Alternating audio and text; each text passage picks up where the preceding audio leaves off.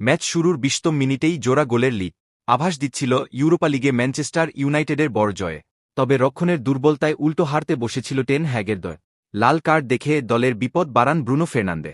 শেষ দিকে বেঞ্চ থেকে মাঠে নেমে দলকে হারের লজ্জা থেকে বাঁচান রক্ষণের দায়িত্ব সামলানো হ্যারি ম্যাগুইয়া। বৃহস্পতিবার ৩ অক্টোবর রাতে পর্তুগিজ ক্লাব পোর্তোর সঙ্গে ৩-৩ গোলে ড্র করেছে ইউনাইটেড। পোর্তোর হয়ে জোড়া গোল করেন সামু ওমোরোদিও। একটি গোল করেছেন পেপ। রেড ডেভিলদের হয়ে একটি করে গোল করেন মার্কাস রাশফোর্ড, রাসমুস হইলুন্দ ও হ্যারি ম্যাগুইয়া। সময়টা ভালো যাচ্ছে না ইউনাইটেডের। লিগে ৬ ম্যাচ খেলে মাত্র ২ জয়, টেবিলে অবস্থান ১৩। একই অবস্থা ইউরোপা লিগে। প্রথম ম্যাচে 20-র বিপক্ষে ড্র করা দলটি জয় পেল না পোর্তোর বিপক্ষে। অথচ এদিন শুরুটা দারুণ ছিল রেড ডেভিলদের। ম্যাচ শুরুর ৭ম মিনিটেই দলকে লিড এনে দেন মার্কাস রাশফোর্ড। বা প্রান্তে আক্রমণে উঠে ক্রিস্টিয়ান এরিকসনের পাস বক্সে দখলে নিয়ে আলতো ছায়ায় জালে জড়ান রাশফোর্ড। এর ১২ মিনিট পরই রাশফোর্ডের পাস বক্সে পেয়ে জালে